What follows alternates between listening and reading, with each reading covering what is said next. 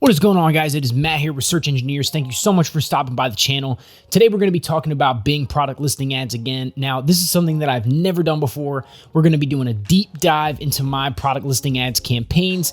I'm going to show you how I was able to scale them and what I've been able to scale them to since about September of 2020 when I launched them, and it is now January 2021. I've made over $100,000 in sales using this same exact store. Now, I'm not going to be doing a product reveal in this video. That is a video for another time. As always, if you want coaching with me, you can click the link below to get my alpha beta Bing Ads campaign playbook. Click the link below, download that for free right now, and let's jump into the video.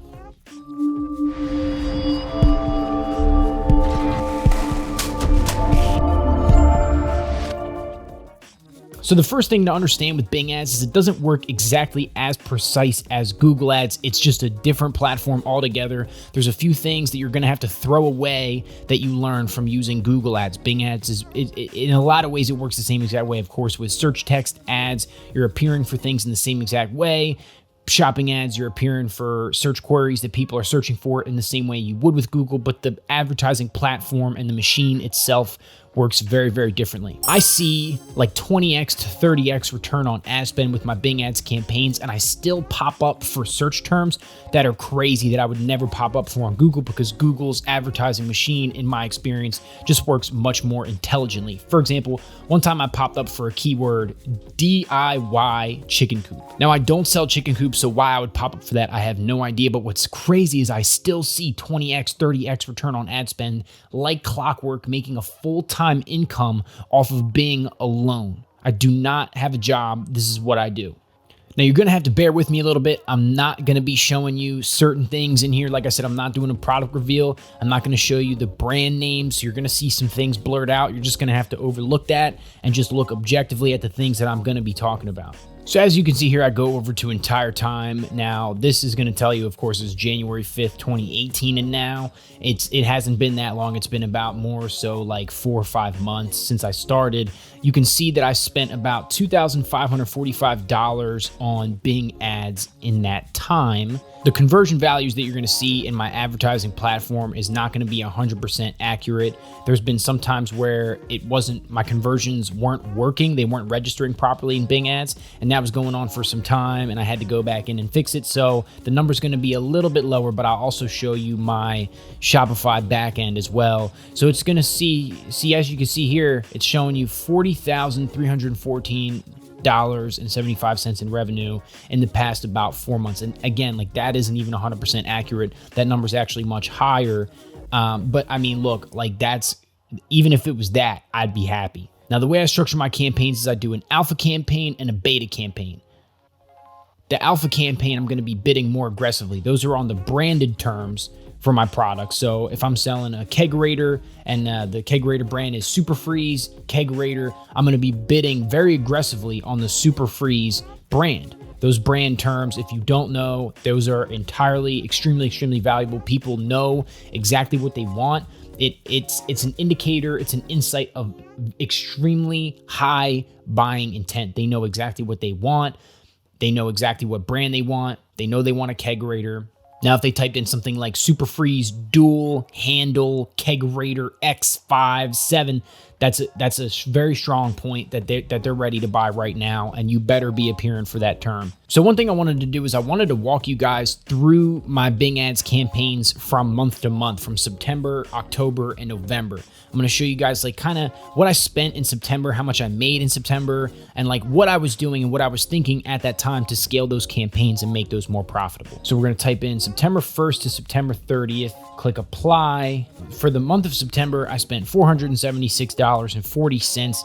Bing is saying I made $0 in revenue. Shopify told me I made $2,760.13 in revenue. So by that point, what happened was my Google account just got suspended. I just switched over to Bing maybe in the midway part of that month. I was actually on a trip at that time. And what I did was I switched over to Bing. I started advertising on Bing. I started scaling my campaigns. This is an extremely important point for advertisers to understand. At this point, I spent about $480 on my Bing ads campaigns. Only saw a little over $2,700 in revenue from that. The profit there was decent, not crazy. But at that point, I still didn't give up. The next month, I still spent the same amount of money. Every 2, maybe 3 times a week, I would go in and adjust my campaigns. I would optimize them. And what I did was I basically just added all the universal negatives that I needed to add. Now, the universal negatives are keywords that are not relevant to either one of my campaigns. The beta campaign shows buying intent, but not entirely strong. The alpha campaign is extremely strong buying intent, very specific and very precise on what they're looking for. And the universal negatives have nothing to do with what I'm selling at all. So I'm spending money on keywords that are irrelevant to what I'm selling. I want to knock those off. So when I start my Bing ads campaigns, that's going to happen a little bit. You're going to see some keywords that are irrelevant, especially with the way Bing ads are set up. You're going to sometimes pop up for irrelevant terms. Even now, I still pop up for low search intent keywords, some that are not 100% showing much buying intent at all, but I let them run and I optimize them as I go, and I have faith in Bing because trust me, it works. I spent $273.90 on Bing ads in October.